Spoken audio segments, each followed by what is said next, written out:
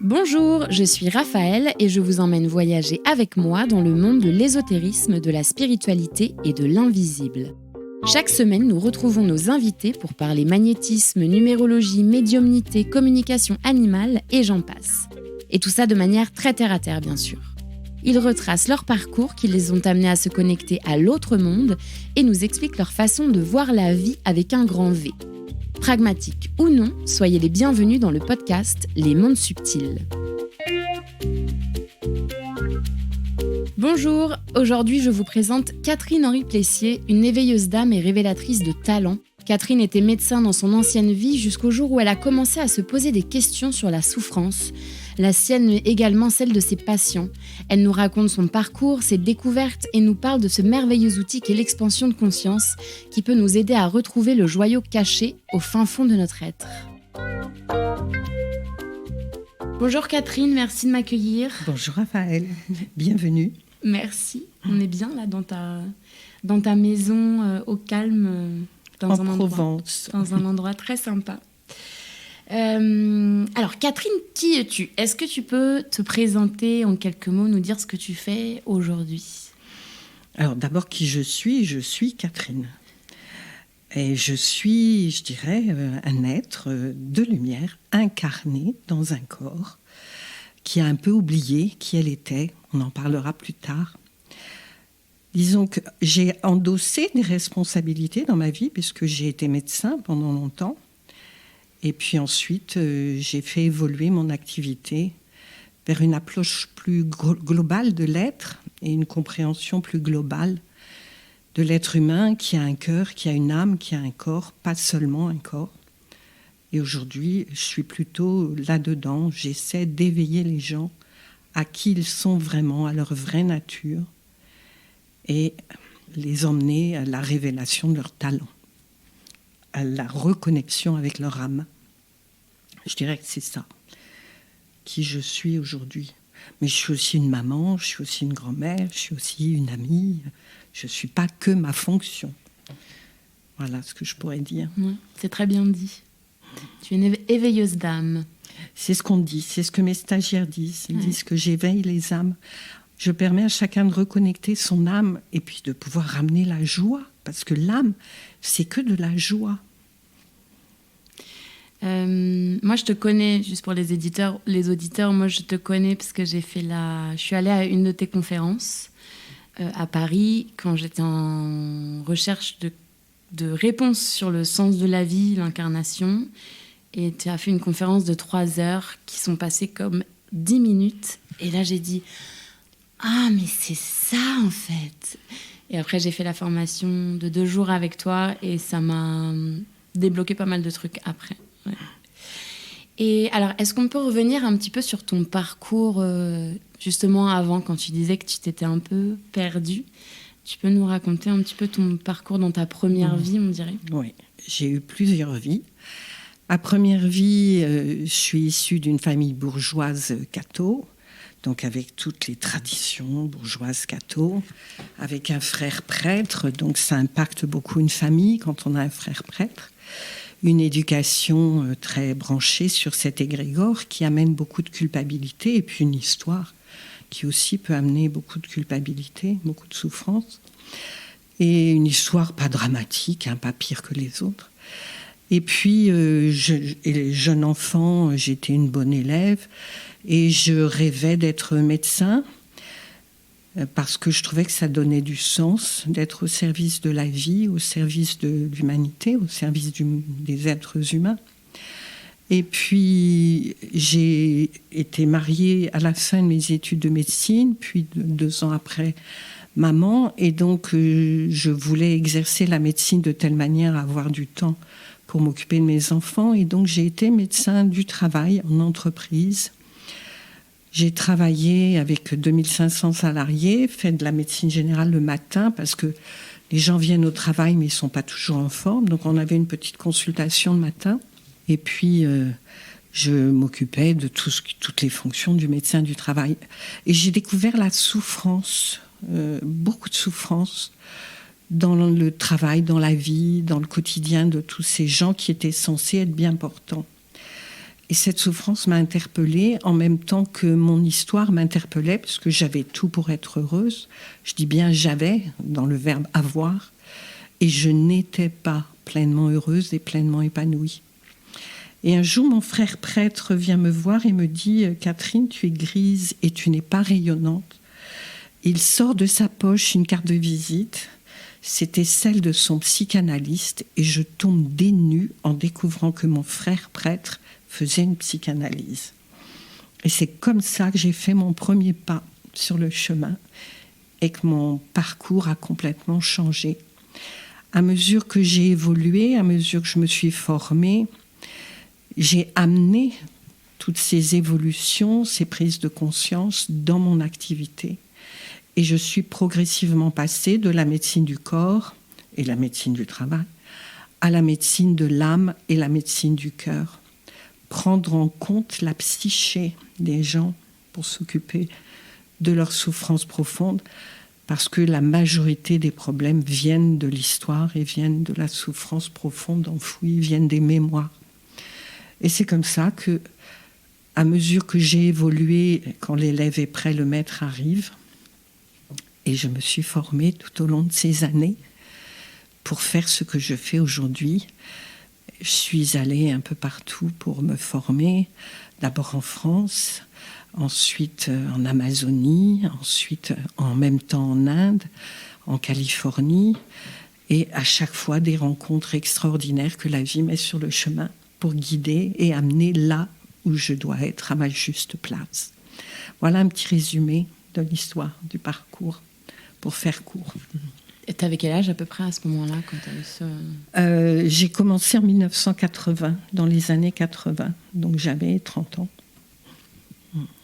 Ouais, l'âge où tout bascule, la plupart du temps. L'âge du réveil. Voilà. Et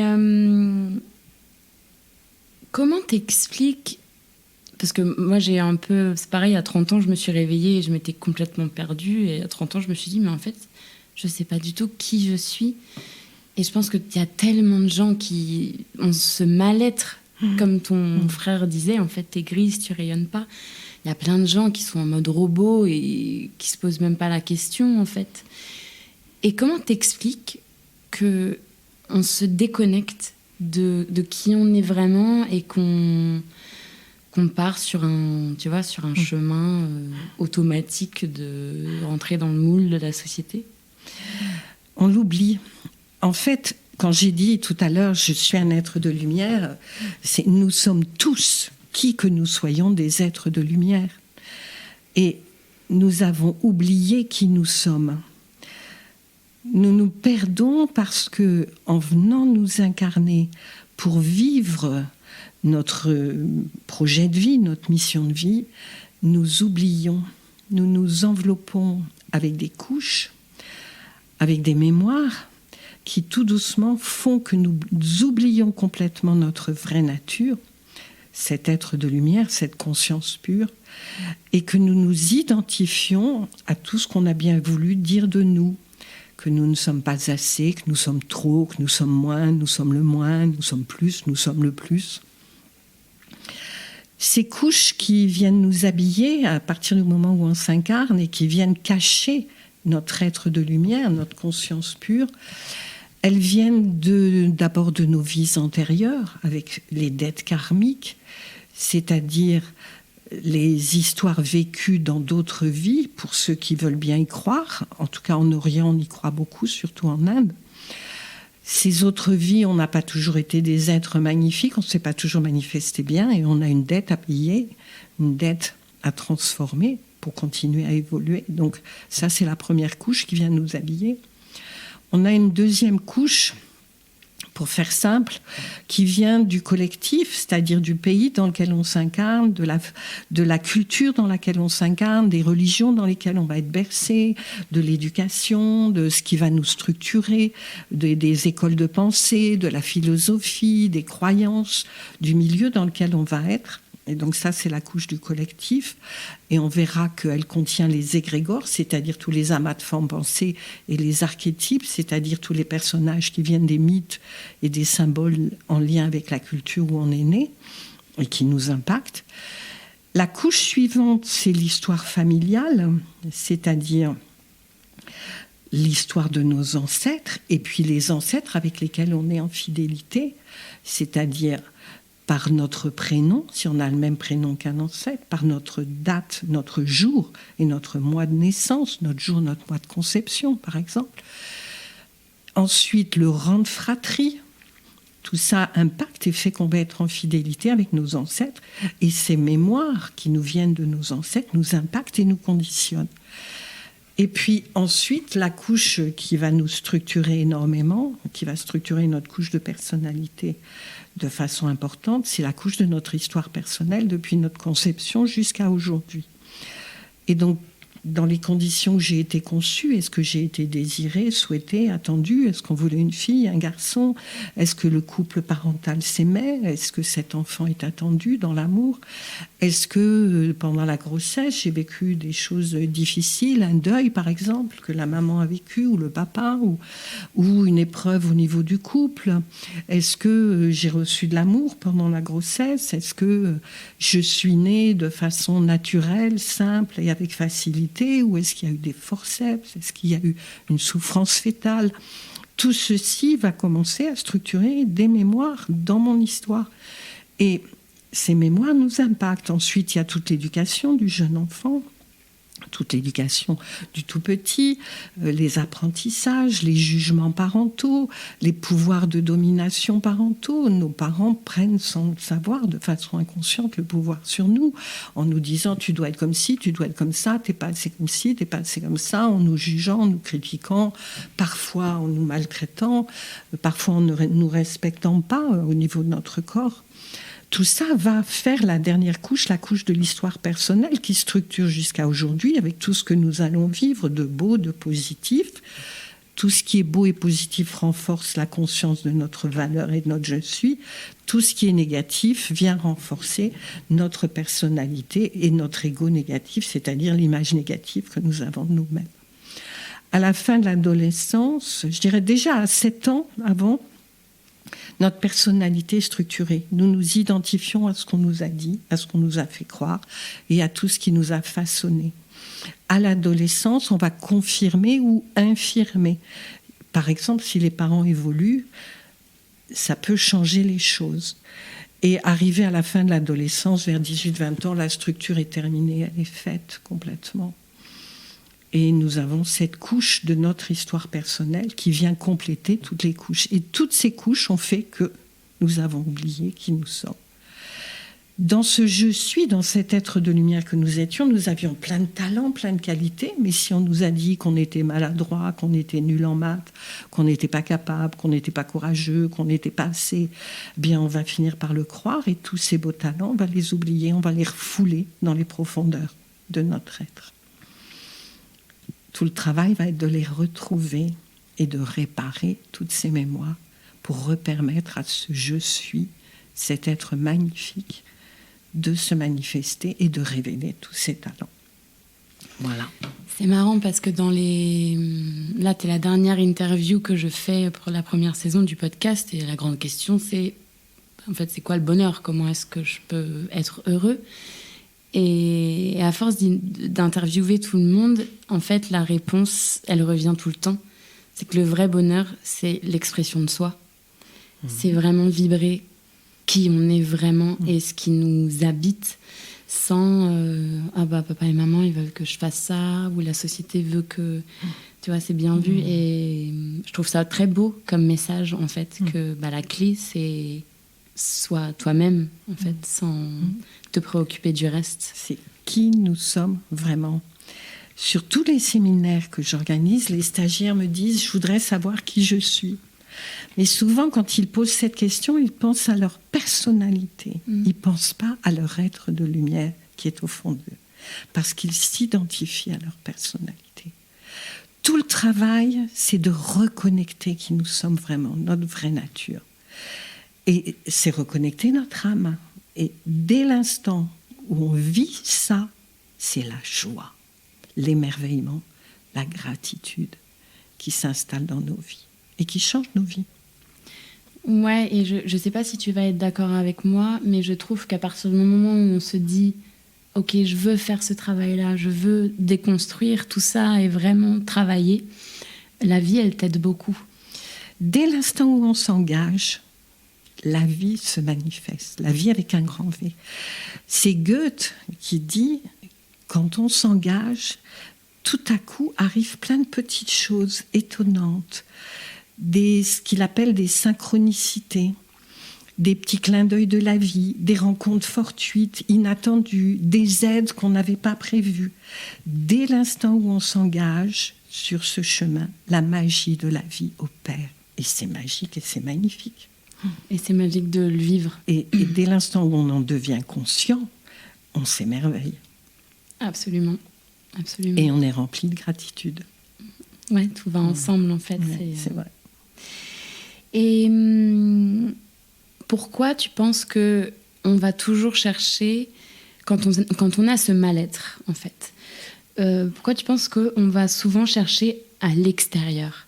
Ah bah je serais heureux quand j'aurai ce job-là, je serais heureuse quand j'aurai de l'argent, je serais heureuse quand j'aurai une maison, quand j'aurai un mari, quand j'aurai un enfant, quand j'aurai...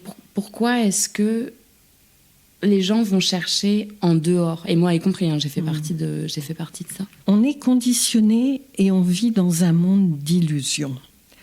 On est conditionné par notre monde qui est un monde de matière, de consommation, d'avoir, de pouvoir, de paraître. Et ça fait partie également des stratégies inconscientes qui nous permettent de compenser nos manques, nos peurs, nos insuffisances, nos croyances, etc. Et donc, aller vers l'extérieur nous donne l'illusion qu'on aura plus de valeur si on possède, si on a du pouvoir, si on paraît comme les autres, avec les marques, avec les repères de la société. Et donc, on se perd là-dedans. Et on est persuadé au départ que c'est ça qui va nous apporter le bonheur, parce que le monde dans lequel on vit nous en donne l'illusion, à travers les publicités, à travers les messages qui sont passés. Dès l'instant où on quitte le repère extérieur et le lien avec l'avoir, on va aller vers l'être. Qui suis-je ? Je voudrais manifester qui je suis, mes talents. Et on va mettre son repère à l'intérieur. Et quand on met son repère à l'intérieur, on reconnecte cette dimension de soi et elle ne demande qu'à se manifester.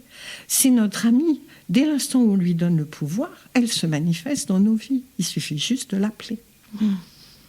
On est vraiment conditionné depuis tout petit par notre éducation, ensuite par l'école, le lycée, par la religion, par les écoles de pensée, par les croyances. On est conditionné à mettre son repère à l'extérieur et à croire que le bonheur, il est au dehors. Le bonheur, il est d'abord en soi. Ouais.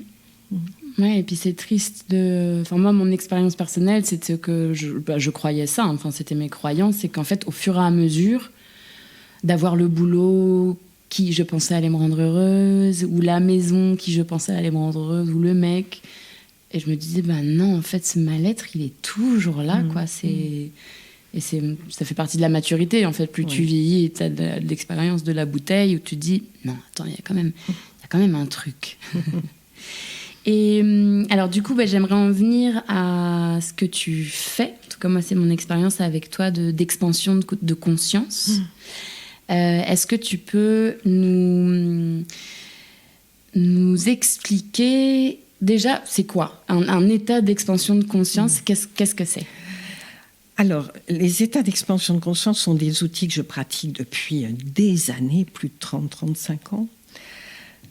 Et comment est-ce qu'on les définit? Alors, je vais vous donner 2 types de définitions, parce que je veux être très rigoureuse. On les définit de façon scientifique, objective, avec les ondes cérébrales, avec l'état du cerveau enregistré sur un électroencéphalogramme quand on va dans ces états. Et je vais vous donner une 2e définition, une définition subjective qui vient du ressenti et de l'expérience des gens. Et donc ça ne peut pas s'expliquer de façon scientifique, puisque ce sont des perceptions subjectives des gens et des ressentis. Un état d'expansion de conscience, c'est un état qui amène le cerveau à passer des ondes bêta, qui sont les ondes de la veille active, les ondes de l'activité normale, quand on est réveillé, debout, en action, quand on travaille, quand on range, on fait son ménage, on prépare son repas, on est au boulot, voilà, on est en bêta.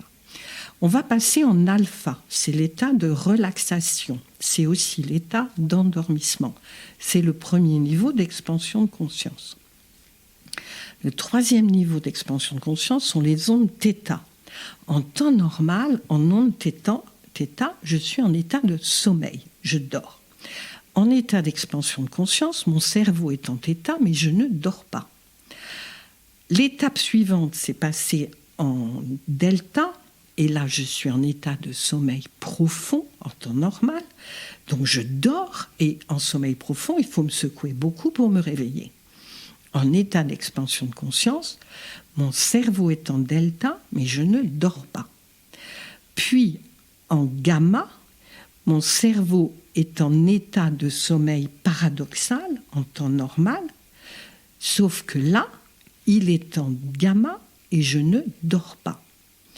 Donc, si on fait un enregistrement électroencéphalographique à une personne qui part en expansion de conscience, et ça a été fait pendant des années par le professeur Monroe dans son laboratoire, et puis dans le laboratoire IONS aux États-Unis, créé par Mitchell, où le Dalai Lama est allé faire enregistrer son cerveau, eh bien, on a vu toutes ces étapes, comment il passe d'alpha en bêta, en θ, en delta, en gamma, sur rien qu'une méditation. Ça, c'est la première définition scientifique d'un état d'expansion de conscience qui peut être objectivable de façon scientifique.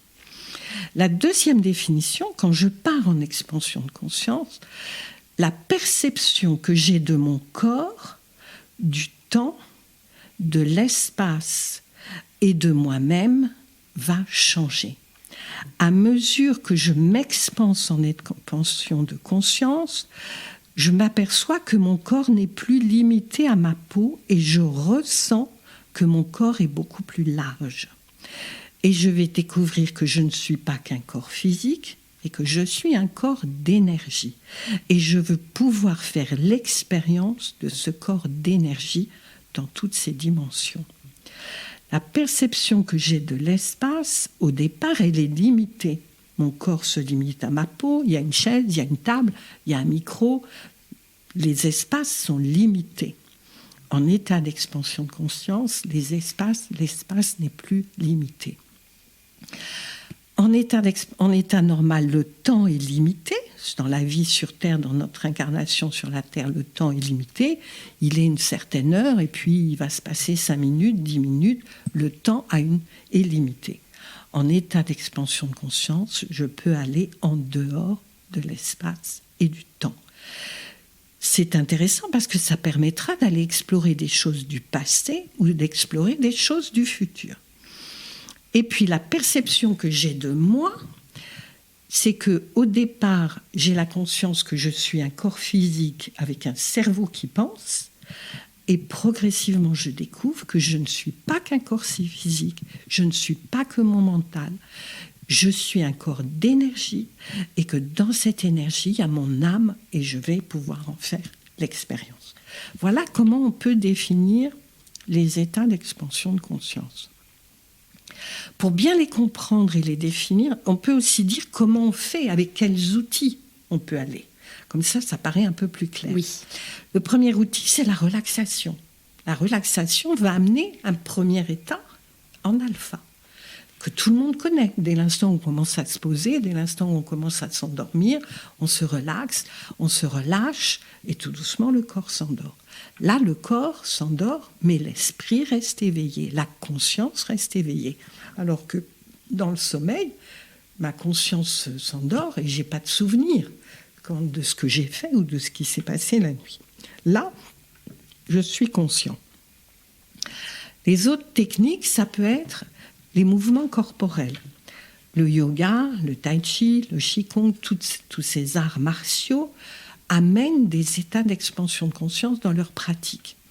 À la fin d'une séance de yoga, on peut avoir une très belle expansion de conscience, au moment de la relaxation, par exemple. Et pendant la séance, on va également s'expanser. Dans les mouvements corporels, on peut rajouter la course à pied. Le coureur à pied, quand il passe dans le deuxième souffle, le mouvement se fait tout seul, c'est l'énergie qui a pris le relais et sa conscience s'est expansée. Dans les danses sacrées, dans la danse, on peut vivre la même chose. En dehors des mouvements corporels, on a les sons. Un certain nombre de sons amènent en expansion de conscience. Donc tout ce qui est musique de relaxation, ça amène des états d'expansion. Les bols de bronze, les bols tibétains, les bols de cristal, les cymbales des moines, le bruit de la mer, le bruit des cloches, le bruit des cascades, le bruit de la pluie, les bruits de la nature, le bruit des animaux, le chant des dauphins, le chant des baleines peuvent amener dans ces états. La musique sacrée, particulièrement Bach, Handel, Mozart, Vivaldi, Haydn, sont des autoroutes pour aller en expansion. Des autoroutes pour aller en expansion, j'adore. Oui. Je prends l'autoroute de Vivaldi. Là, voilà. Ce sont des autoroutes pour aller en expansion. Ça, c'est mon expérience. C'est beau qu'il nous ait laissé ça. Ce sont des cadeaux magnifiques. Ensuite, les musiques, on a le tambour du chaman, par exemple, avec un rythme à 3 temps, peut emmener en expansion. Mais une rave party, les basses, avec le rythme des basses, ça amène des états d'expansion de conscience, des états particuliers. Après, donc on a les sons, les mouvements corporels, la méditation, la contemplation. Dès l'instant où on fait le silence à l'intérieur de soi et on va à la rencontre de son âme, on part en expansion. Qu'est-ce qu'il y a encore comme outil ? Les plantes sacrées que je recommande de faire avec prudence. Les plantes sacrées comme l'ayahuasca, l'iboga, le cactus San Pedro, le peyote, les champignons hallucinogènes qu'on fait dans des conditions particulières. J'ai beaucoup expérimenté avec des chamans dans la forêt amazonienne et dans de nombreux lieux sacrés du Pérou, mais ça, on ne le fait pas n'importe comment, c'est dangereux, c'est pas anodin. Ça doit se faire dans un rituel sacré avec quelqu'un de sérieux qui vous accompagne, qui vous ramène à la fin, parce qu'il y a beaucoup de gens qui vont faire ça et qui reviennent complètement dissociés. Ça veut dire quoi, dissocier ? Ils ont leur corps ici et leur conscience qui n'est pas dans leur corps. Ils sont partis. Ils sont pas là. Comment ? Ils sont perchés. Ouais. Et ils sont incohérents et parfois délirants. Et il y a des gens qui finissent en hôpital psychiatrique. La plupart, parce que la plupart des médecins ou des psychiatres ne sont pas initiés aux états d'expansion de conscience et ne savent pas les ramener. Donc on met des neuroleptiques, des sédatifs. Et ça, c'est pas terrible. Quel conseil ? Parce qu'on m'a posé la question la dernière fois, et on m'a dit, mais en fait, comment tu sais que tu es avec quelqu'un de confiance ? Et moi, j'ai dit, moi, ma règle d'or, c'est toujours du bouche à oreille, de quelqu'un en qui j'ai confiance, qui a essayé quelque chose et qui a eu confiance en cette personne et avec qui ça s'est bien passé. Et cette personne m'a dit non, moi j'ai déjà fait ça et c'était trop bizarre, ça s'est mal passé et c'était très invasif. Toi, tu donnerais quoi comme conseil aux gens qui ont envie d'essayer des choses, mais comment savoir justement que c'est la bonne personne ou la bonne méthode, tu vois ? C'est très difficile de conseiller. Moi, je conseille les gens à travailler avec les personnes que je connais, en qui j'ai confiance. Mais sinon, je n'oriente personne. C'est trop dangereux. Ouais, je suis d'accord. Il faut être hyper prudent. Et puis, quand je conseille quelqu'un, j'accompagne après. Je suis là, en soutien. C'est vrai que quand on a fait la formation, quand j'ai fait la formation de 2 jours avec toi, t'étais très... ça, c'est mon numéro de téléphone, ça, c'est mon adresse mail, s'il y a quoi que ce soit... Je suis très rigoureuse, ouais. et parce que je suis responsable. Ouais. J'endosse ma responsabilité. Ouais. Et juste pour revenir à tout ce qui est plantes, ayahuasca, les champignons et tout, moi, j'ai jamais essayé, j'ai un peu peur. C'était quoi ton expérience ? Qu'est-ce que tu vois ou qu'est-ce que tu explores grâce à ça ? Alors, je ne suis pas un bon cas d'école parce que je suis allée faire les plantes après des années de travail personnel Et j'avais plus de difficultés dans ma vie. J'étais centrée, en paix, dans la joie. J'avais pas de gros trucs encore qui risquaient de remonter. Des dossiers. Voilà, Ouais. J'avais bien travaillé tous mes dossiers. Donc, ma première expérience, c'est vraiment celle où est remonté quelques mémoires. La première partie, c'est une partie psychédélique avec des visions absolument extraordinaires que je pourrais encore dessiner de toutes les couleurs, avec des couleurs flashy, des roses fluo, des verts pommes, des jaunes vifs. Et j'ai vu des images d'arbres de vie avec des serpents qui passaient dans les branches, comme de l'arbre de Jessé qu'on voit sur les vitraux des cathédrales, des grands arbres comme ça avec des serpents comme le serpent de la Kundalini qui passait à l'intérieur. J'ai vu des jardins sublimes, des lieux magnifiques. Ça, c'était le premier temps, quand on a ingéré la plante. La deuxième phase, elle nous met face à nos contradictions, à nos mémoires négatives, à nos colères, à nos peurs, quand on ne les a pas travaillées. Donc moi, j'ai eu quelques souvenirs d'enfance de la petite fille que j'étais, mais pas des choses dramatiques. La plante m'a montré que j'avais encore de l'orgueil. Donc ça, c'était intéressant comme dimension de travail. Après, mes expériences étaient plus connectées avec l'inconscient collectif du Pérou, des lieux, des maîtres, des vies antérieures. Donc ces expériences-là ont été extrêmement intéressantes, extrêmement riches. Voilà, mais je les ai faites dans des conditions de sécurité. J'étais seule avec le chaman, pas 35 personnes. J'étais suivie de bout en bout. Ensuite, j'ai emmené dans mes voyages suivants quelques assistants qui étaient mes assistants de formation parce que je ne pouvais pas garder ça pour moi, il fallait que je partage. Donc j'ai emmené, mais juste 2. Donc on n'était que 3 pour faire les expériences en totale sécurité, avec un vrai suivi, un vrai accompagnement, une vraie préparation dans des lieux sacrés, des lieux connus du chaman, pas n'importe où, dans des conditions de sécurité maximum. Ouais, pas dans un hôtel à Genève, quoi. Surtout pas. Ça doit se faire dans la nature. Je dis ça parce que j'ai déjà entendu ça. C'est horrible. C'est lunaire. Trop dangereux. Donc je terminais sur les outils. Donc on a vu les mouvements corporels, on a vu les sons, la méditation, la contemplation, et puis les plantes sacrées. Il reste encore un outil, les techniques Monroe.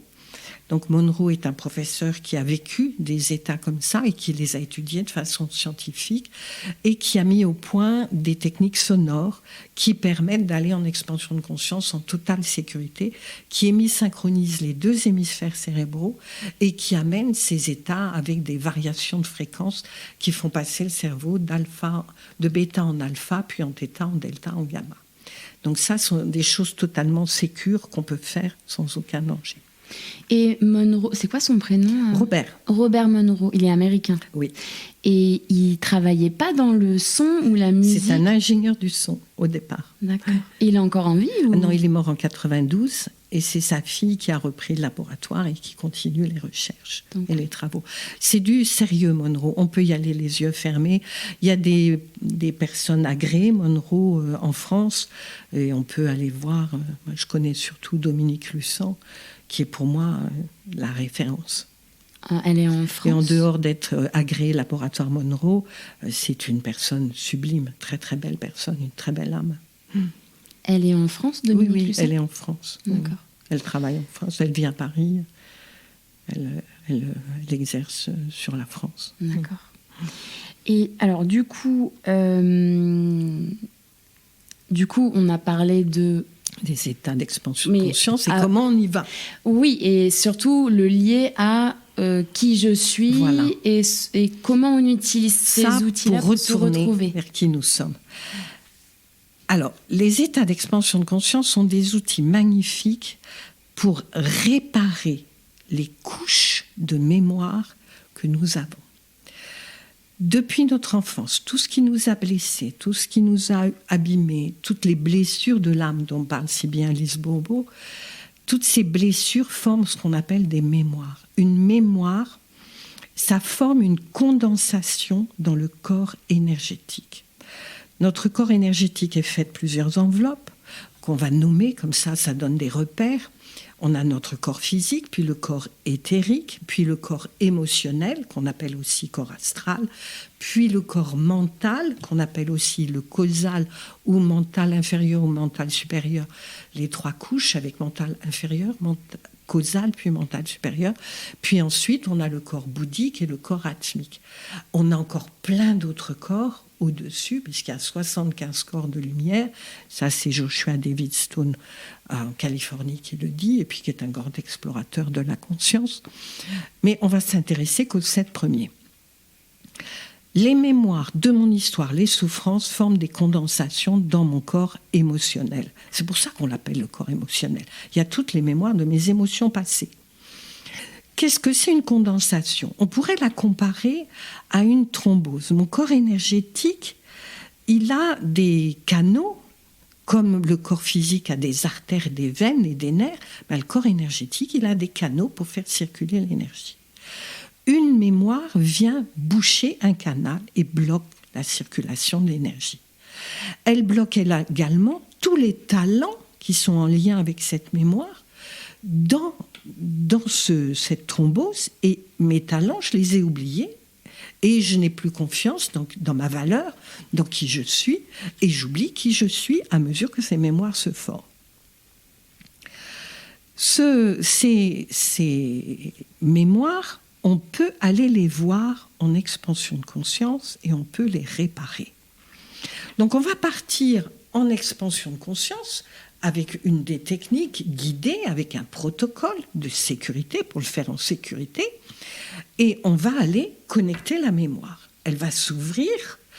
Dès l'instant où la mémoire s'ouvre, toutes les émotions qui sont dedans vont s'extérioriser, vont sortir. Et donc on va ressentir la peur, la tristesse, la colère, la déprime, l'événement qui a été vécu. Si je suis visuel, je vais voir. Si je suis auditif, je vais entendre. Si je suis kinesthésique, je vais ressentir. Si je suis cognitif, je vais savoir que c'est ça que j'ai vécu. Et si je suis le tout, visuel, auditif, kinesthésique et cognitif, là c'est Bollywood. C'est en couleur, en film, et on revit la situation comme si on était dedans. La mémoire s'ouvre et je vais à la rencontre de la partie de moi, enfant, adolescent, jeune adulte, qui a souffert. Moi, l'adulte d'aujourd'hui, je vais prendre soin de cette personne du passé, de mon petit enfant, de mon bébé. Je vais le prendre dans mes bras, je vais l'inonder d'amour, l'inonder de lumière, et je vais l'emmener avec moi une fois que toutes les émotions vont être libérées. Une fois que j'aurai connecté cette mémoire en expansion de conscience, je vais monter plus haut en expansion de conscience. Et moi, j'aime bien aller soit dans le corps bouddhique, soit dans le corps atmique, parce que ce sont les corps de lumière. C'est là où on reconnecte la lumière, l'amour infini, la source d'amour qu'on peut imaginer et se remplir à la source d'amour. Et donc, on va emmener cette partie de nous blessés sous la source d'amour, sous la source de lumière. Une fois qu'elle est, cette partie de nous blessés remplie d'amour, nettoyée, purifiée par la lumière de toutes ses mémoires et de toute sa souffrance, eh bien, je ramène cette partie de moi dans mon cœur.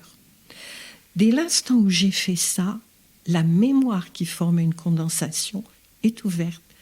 Elle n'existe plus. Il reste juste une petite cicatrice. La dernière étape, c'est d'aller chercher le père ou la mère ou le frère ou le grand-père, enfin la personne qui a fait souffrir, la personne qui a contribué à la mémoire. C'est de l'emmener aussi dans la lumière, et on va la voir avec sa lumière intérieure et puis sa part d'ombre. C'est sa part d'ombre qui nous a fait souffrir. Et donc on va, nous, l'adulte d'aujourd'hui, nous adresser au nom de l'enfant ou de l'adolescent ou du jeune adulte ou de nous-mêmes plus tard. Et on va lui dire, voilà, ce que tu as fait n'était pas juste, ce que tu as fait m'a fait souffrir. On va aller chercher notre colère, notre souffrance face à cette histoire. Et on va casser l'ombre, la couche d'ombre tout autour. Et en libérant toute cette rancœur, ce ressentiment. Et une fois que c'est fait, que l'ombre est réduite en cendres, on ressent au fond du cœur un élan d'amour un élan qui va faire le don de l'amour à cette personne. Par le don de l'amour, je répare le lien avec cette personne. Par le don, c'est le pardon. Et donc je pardonne. Je te pardonne, papa, je te pardonne, maman, je te pardonne, mon frère, mon grand-père. Se pardonner soi aussi.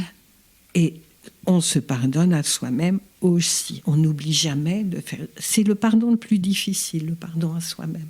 De ne pas avoir su, de s'être laissé faire, d'avoir accepté des choses inacceptables. C'est important de se pardonner aussi à soi. Oui. Et une fois qu'on a fait ça, la mémoire est complètement nettoyée. Tous les talents qui étaient oubliés redeviennent disponibles à la vie. Toute l'énergie qui était bloquée redevient disponible à la vie. À mesure que je répare toutes ces mémoires, j'ai de plus en plus la pêche, de plus en plus d'énergie, de plus en plus la forme, de plus en plus de joie. Et je révèle de plus en plus mes talents. Et tout doucement, je suis conduit vers mon projet de vie, ma mission, à ma juste place. La vie m'emmène, elle me montre le chemin. Donc c'est un outil magnifique, l'état d'expansion de conscience. En dehors de faire une méditation pour se reconnecter à qui nous sommes, faire le silence à l'intérieur, être dans la présence, je peux faire ce travail de réparation. Ça, c'est pour la première étape. Plus je répare, plus je reconnecte qui je suis, plus je reprends conscience de ma valeur et plus je le manifeste. La deuxième étape, on peut explorer les mémoires familiales. On va lever les secrets familiaux, on va découvrir certains secrets, on va réparer certaines fidélités, on va demander à nos ancêtres de nous libérer des fidélités. On ne peut pas couper, on ne peut pas dire maintenant j'arrête, c'est pas possible. Il faut faire un travail sur la généalogie, donner de l'amour, de la compassion à nos ancêtres, les honorer, les remercier pour ce qu'ils nous ont transmis. Et on va leur demander de nous libérer des fidélités négatives. Mais ça, comment dire, parce qu'en plus, des fois, comme tu dis, c'est des secrets de famille, c'est des nœuds qui sont... Enfin, c'est même pas d'aujourd'hui, ça date d'il y a des générations et des générations. Et moi, je trouve ça dingue. Et j'ai appris ça grâce à toi, quand j'avais fait la formation il y a 3 ans, qu'en fait... Tout ça, c'est inscrit dans nos cellules. En fait, on porte l'ADN de tout ce qui s'est passé avant. Tout à fait. Ouais. Les mémoires de nos ancêtres peuvent amener des modifications d'ADN. On a même vu, mis à jour de façon scientifique, des modifications d'ADN pour les transmissions des maladies comme le diabète, par exemple. Et on voit que la transmission vient d'un ancêtre. Ça a été mis à jour. Alors, on travaille beaucoup là-dessus encore aujourd'hui. Les transmissions ancestrales font des mémoires jusque dans les cellules et amènent des modifications d'ADN. Les mémoires de l'histoire personnelle du petit garçon, du petit bébé, de la petite fille, eux, forment des mémoires musculaires. Ça fait des condensations dans les muscles. Toutes les mémoires du corps émotionnel ont des prolongements dans nos muscles. Quand on se fait masser, la personne qui vous masse va dire « Tiens, je sens, il y a un nodule ». Et en massant ce nodule, elle peut réveiller les émotions qui sont en lien avec la mémoire qui est plus haut dans le corps émotionnel. Donc si on nettoie la mémoire émotionnelle dans le corps émotionnel, la mémoire dans le muscle disparaît également. Ok, donc les mémoires personnelles, les mémoires familiales. Et les mémoires collectives, on va pouvoir aller chercher nos liens avec les égrégores. Mais là, on n'y va pas n'importe comment, sous n'importe quelle forme. Je dis toujours, on ne va pas chatouiller les égrégores. C'est dangereux. Est-ce que tu peux expliquer, s'il te plaît, pour imaginer quelqu'un qui n'a jamais entendu ce terme, qu'est-ce que c'est un mot habituel. Un égrégore. Un égrégore, c'est un amas de formes pensées créées par des groupes sociaux de l'humanité depuis la nuit des temps. Les égrégores les plus puissants sont les égrégores pour lesquels les groupes sociaux se réunissent régulièrement à travers des offices, des rituels, des groupes de travail. Et à partir du moment où la population de ce groupe social est très importante. Est-ce que, donc, par exemple, une finale de Coupe du Monde France-Brésil... C'est un rituel qui appartient à l'égrégore du football. Mais c'est un égrégore. C'est un égrégore. Mais les égrégores sportifs n'ont pas de pouvoir énorme. Non, mais c'est juste pour donner un exemple concret, c'est-à-dire que... L'égrégore du football, c'est toute la culture du football qui forme un égrégore. Et on peut comparer, il y a même des auteurs de sociologie, et j'ai travaillé il y a une époque avec eux sur l'agora du sport, et je me souviens très très bien. Et certains disent que le football était une religion et que la grand-messe, c'était la Coupe du Monde et on levait le calice comme le prêtre à l'église. Il faisait, je ne me souviens plus de l'auteur qui disait ça.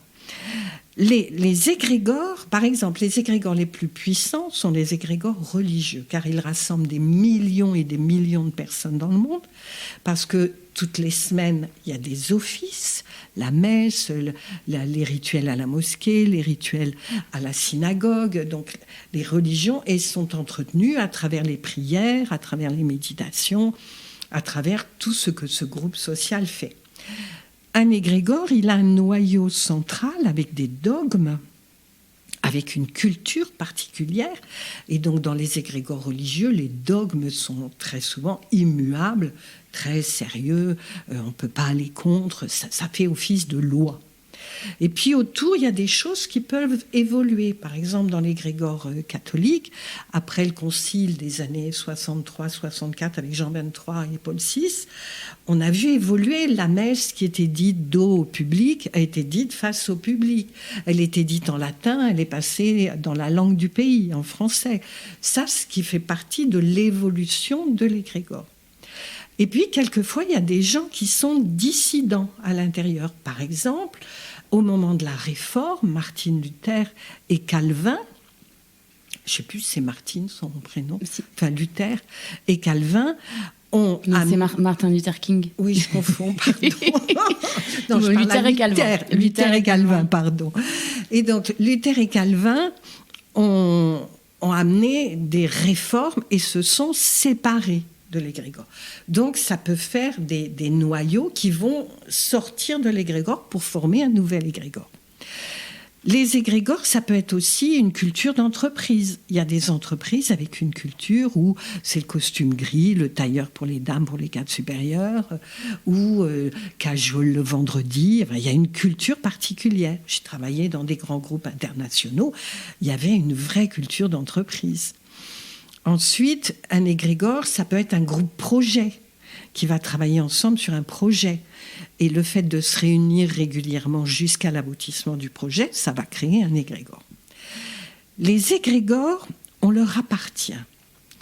Depuis qu'on est enfant, on appartient, par exemple pour nous Français, à l'égrégore de la France, à l'égrégore de notre région. Moi, je suis d'origine picarde. Et donc, il y a un égrégore en Picardie qui n'est pas très puissant. Les égrégores puissants, c'est comme les Bretons, c'est comme les Marseillais, c'est comme les Corses, les Bourguignons. Enfin, je ne voudrais pas en oublier. Mais un égrégore régional, ça peut avoir une puissance, ça peut avoir une force. Donc, on appartient à ces égrégores. Ensuite, avec les écoles de pensée où on a été éduqué, école libre, école publique, parents religieux, pas religieux, pratiquants, pas pratiquants, tout ça nous impacte et fait qu'on appartient à ces égrégores. On ne sort pas facilement d'un égrégore. Il nous rattrape. Il nous rattrape. S'il ne nous rattrape pas là, il va nous rattraper à la génération suivante. Donc, les égrégores ont un certain pouvoir et une certaine puissance. Ils ont deux pôles, un pôle positif, un pôle négatif. Par exemple, si on prend l'égrégore chrétien, le pôle positif, c'est le message de l'amour et du pardon. Le message du Christ, c'est le message de l'amour. L'amour est la seule réponse. Le pôle négatif, c'est la culpabilité. Nous sommes tous de pauvres pécheurs et nous portons cette culpabilité en nous de façon cataclysmique. Moi, la culpabilité a été ma copine pendant de nombreuses années de ma vie. Quand j'ai découvert les maîtres indiens, le maître disait « Rien que de penser que tu pourrais être coupable, c'est un péché. » J'ai trouvé ça extrêmement intéressant pour travailler la culpabilité. Donc, dans le pôle positif, L'amour, c'est absolument magnifique, tout ce que les messages de l'Évangile, tout ce qui est partagé sur l'ouverture du cœur, la sagesse, la loi. Par exemple, les Juifs ont apporté les tables de la loi, c'est quand même quelque chose d'important. Tout ça, c'est les pôles positifs. Dans le pôle sombre, c'est que, par exemple, la culpabilité nous laisse mettre sous emprise, vient bousiller nos vies, vient nous empêcher de nous épanouir et vient vraiment perturber toute notre histoire en amenant des peurs, des doutes, etc. Donc ça, c'est le pôle négatif. La deuxième chose, dans l'égrégore chrétien, la femme, elle est mère vierge. Marie, la mère de Jésus, c'est la Vierge Marie, donc elle est mère et vierge. Et la vraie femme, la femme sensuelle, la femme éveillée, ce qu'on appelle une fille d'Isis au niveau de l'évolution de la femme, c'est Marie-Madeleine. L'Église en avait fait une prostituée. Donc la femme, l'archétype de la femme est diabolisé. L'archétype de la mère devient une vierge. Aller construire un couple avec ça, c'est quand même pas évident. Bon courage. Et donc on a le pape François a dédiabolisé Marie-Madeleine et en a fait la première des disciples. Et quand on lit certains textes comme l'Évangile de Marie ou le manuscrit de Marie-Madeleine, on découvre que c'était une très très grande initiée. C'était une femme sublime, sage, qui avait la connaissance, l'éveil, l'énergie et qui a beaucoup aidé Jésus dans sa mission, qui l'a accompagné jusqu'à la fin, jusqu'à son départ, jusqu'à ce qu'il quitte son corps. Enfin, qu'il dématérialise son corps. Il n'a pas quitté son corps, il l'a dématérialisé. Voilà. Donc, les égrégores, on peut les explorer, mais la partie sombre d'un égrégore peut agir sur l'humanité. Elle peut agir et déclencher une guerre. Elle peut agir et soulever une banlieue. Elle peut générer des grosses difficultés. Donc il faut être vigilant avec les égrégores. Et donc en expansion de conscience, je ne vous invite pas à aller voir les égrégores tout seul.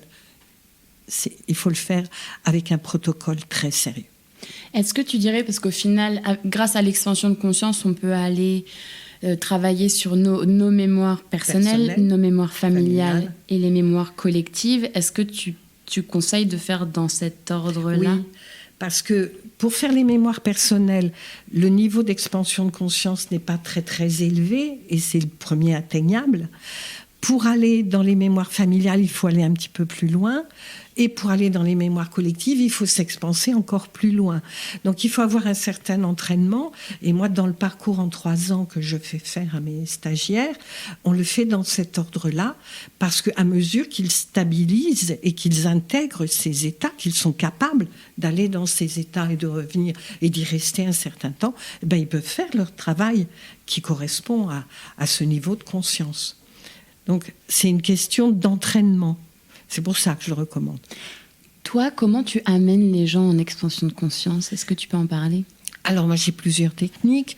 Déjà, il suffit que moi, j'aille en expansion de conscience avec la personne qui est à côté de moi pour l'emmener en même temps. C'est comme si je l'enveloppais avec mon énergie et que je l'emmène. C'est comme les gens qui ont des motos avec des sidecars. Voilà. C'est joli comme... Allez, viens, je t'emmène. Comme image, oui, c'est un peu ça. Mets tes lunettes. Donc, sur les grands séminaires où on est nombreux, je fais une visualisation énergétique guidée. C'est-à-dire que je guide la visualisation avec mes paroles qui ne sont pas écrites, qui descendent, qui me sont données. Je m'expanse moi-même dans la salle pour occuper tout l'espace et j'emmène le groupe avec moi. Mes assistants qui travaillent avec moi savent le faire et emmènent les gens aussi. Et tout le monde y arrive, puisque quand on fait le partage après, il y en a beaucoup qui se sont endormis. C'est donc que leur cerveau est bien passé d'alpha en θ, puisqu'ils se sont endormis. Il y en a qui ne sont pas endormis et qui voient, qui entendent, qui ressentent. Ils vivent vraiment l'expérience. Et puis, il y a les gens qui restent complètement coincés dans leur tête. Et quand on reste coincé dans sa tête, on ne peut pas vivre l'expérience avec son corps. Il faut être dans son corps physique pour ressentir et pour vivre pleinement l'expérience. Donc ça, c'est une technique usuelle que j'utilise sur les groupes, les séminaires et que j'utilisais quand je faisais encore des consultations. Les autres techniques que j'utilise aussi sur les séminaires sont les mouvements corporels qui sont inspirés du yoga, du qigong, du tai chi. Je ne suis pas professeur de yoga, je ne suis pas professeur de tai chi, mais je pratique depuis des années. Et avec ces mouvements corporels, dans un certain ordre, pendant un certain temps, parce que l'expérience dure 2h30, voire 3 heures, ça, tout doucement, l'état d'expansion se met en place et je peux emmener les personnes comme si c'était des oiseaux, les emmener dans les très hauts plans. Quand on arrive dans ces hauts plans, les personnes qui ont vécu ce qu'on appelle des NDE, des EMI, des expériences de mort imminente ou de Near Death Experience, et qui sont bien décrites aujourd'hui et qu'on connaît bien, eh bien elles disent « Je suis allée dans la lumière au même endroit que celui où je suis allée quand j'ai fait ma NDE ». Là, on est dans les hauts plans de conscience qui pourraient correspondre au corps bouddhique, au corps atmique. Voilà. Donc j'utilise les mouvements corporels. J'utilise peu les sons en groupe, si pour moi, pour mon plaisir, parce que j'aime la musique sacrée, parce que j'aime les musiques du monde, et j'aime mettre de jolies musiques sur les méditations que je guide. J'utilise beaucoup la méditation le mercredi, souvent quand je ne suis pas en séminaire ou pas à l'atelier à Paris. Je fais une méditation sur Internet en expansion de conscience et j'y adjoins des musiques. Je m'expanse et je visualise tous les gens, toute la France jusqu'au Canada, jusqu'en Afrique, partout. Je les visualise et je les inclus dans l'expansion. Et je mets de la musique. Donc j'utilise surtout ces outils-là. Toute seule, je n'utilise jamais les plantes. Et oui, juste pour les auditeurs, ne pensez pas que c'est un truc qui se fait en 2 minutes. Il y a vraiment, pour l'avoir fait, il y a une préparation. Il y a beaucoup de respiration. C'est pour les mouvements corporels. On fait avec beaucoup de respiration. Pour la visualisation guidée, c'est instantané. Si je vous vois pour la première fois, je vous emmène. Ça se fait dans l'instantané. Mais avec les mouvements corporels, là, oui, les techniques respiratoires, j'ai oublié de le dire tout à l'heure. Les techniques respiratoires sont des super outils d'expansion de conscience. Tout ce qui est pranayama, souffle de vie, sont des expériences magnifiques pour mon expansion. Et j'ai une dernière question. Je trouve qu'on est dans une période de vie. Perso, je me sens très privilégiée d'être incarnée à ce moment-là et de voir toute cette transformation qui est en train de s'opérer dans la société. Il y a beaucoup de, enfin, ça sent en fait qu'il y a beaucoup de vibrations, qu'il y a des choses qui sont en train de se décrocher, des vieux systèmes, et il y a des vagues d'éveil. Enfin, moi, je pense que j'en ai fait partie. Je fais partie d'une vague d'éveil il y a 3 ans où ça c'est. Et c'est vrai qu'au fur et à mesure de mes rencontres, dans des stages ou des gens, et je me rends compte qu'en fait, il y en a plein. Des gens qui se réveillent comme ça. C'est quoi ta théorie par rapport à tout ça ? Comment tu vois les choses ? Par rapport à l'évolution de tout ça ? Dans ce qu'on est en train de vivre. Moi, j'ai confiance dans l'être humain. J'ai commencé dans les années 80. Dans les années 80, on pensait que j'étais folle, que j'étais partie dans une secte, parce que je commençais à m'intéresser à tout ça. Et je vois aujourd'hui, dans les années 80, 85, les premiers salons Marjolaine à Paris, ou 86. C'est quoi les salons Marjolaine ? Marjolaine, c'est un salon où on parle de bio, de développement personnel, d'écologie. C'était à Vincennes. Mais à l'époque, c'était même pas Vincennes. C'était pas loin du bord de Seine. Je sais même plus le lieu. C'était tout petit. Il y avait très très peu d'exposants, très peu de gens. Aujourd'hui, ça prend des proportions énormes. En l'espace de 40 ans, ça a énormément évolué. En l'espace de 40 ans, on en parle. On n'est plus caché. On partage, de plus en plus de gens s'éveillent, donc moi je garde confiance. Et ces gens qui s'éveillent, on ne les voit pas, on ne les entend pas, ils font pas de bruit.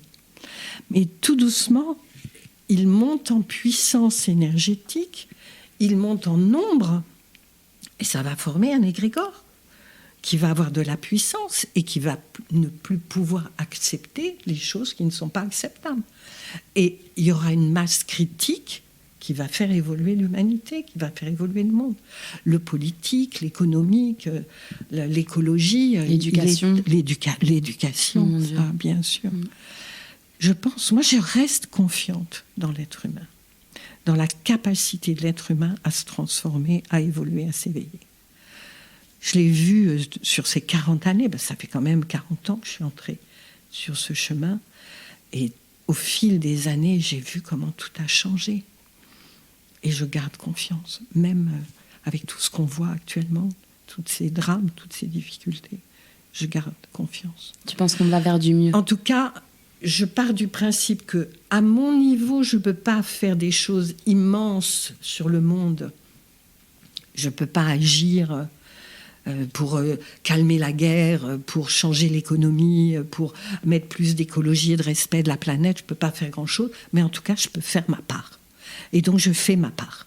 Tous les jours, chaque jour que Dieu fait, je fais ma part. Je pense que c'est un très bon mot de la fin pour cette interview. Merci beaucoup, Catherine. C'était très chouette de pouvoir te poser des questions. Merci, Raphaël. Raphaël, Dieu guérit, ça veut dire. Merci pour ce beau moment, pour ce beau partage et de me donner l'occasion de transmettre et de partager avec le plus grand nombre. C'est ce qui donne du sens à ma vie et ce qui met ma joie au quotidien. Merci. Merci à toi. Et que votre chemin à tous soit lumineux, heureux et rempli d'amour. C'est fini pour aujourd'hui. Si vous voulez en savoir plus sur ce que fait Catherine, les conférences, les méditations, les formations, tout est sur son site catherinehenriplessier.fr. Moi, je l'ai fait plusieurs fois ces dernières années et à chaque fois, c'était une sacrée expérience. Et avec Catherine, on se sent en sécurité, c'est du sérieux. Le podcast Les Mondes Subtils est disponible sur vos plateformes d'écoute préférées. Apple Podcasts, Amazon Music, Spotify, YouTube et Deezer. N'hésitez pas à le partager autour de vous et à mettre des étoiles. Si ce que je fais vous plaît et que vous en voulez plus, vous pouvez faire des dons pour me soutenir. Et j'annonce également que je lance ma newsletter en septembre. Vous pouvez vous inscrire dès maintenant pour ne rien louper lors de sa sortie. Je vous mets tous les liens dans les notes. Je vous retrouve vendredi prochain pour un épisode bestial. On retrouvera Anne, une femme très terre-à-terre et cartésienne, qui possède la faculté de communiquer avec nos animaux. Elle nous parlera de son chemin de vie, de ses épreuves, de son chien Ustaritz qui lui a ouvert la voie VOIE et la voie VOIX, et des dessous de la communication animale. Je voudrais remercier plusieurs personnes sans qui ce projet n'aurait pas pu voir le jour. Merci déjà à tous les invités pour leur temps, leur confiance et leur bonne humeur. J'ai vraiment adoré mes moments avec chacun de vous. Un grand merci à ma chou, ma sœur de cœur, Alix de Crécy, qui s'est occupée de la stratégie digitale et qui m'a encouragée à aller au bout de ce projet. Un grand merci aussi au brillantissime directeur artistique Éric de Crécy pour toute la création visuelle que je trouve tout simplement sublime. Merci à Alice Krief des Belles Fréquences qui a réalisé le mixage et réparé mes petites erreurs. Merci à ma sirène, Marie Sala, pour son écoute et son soutien. Et enfin, un grand merci à Baboun et Mamouchka de toujours me suivre dans mes aventures folles. Allez, salut, à la semaine prochaine!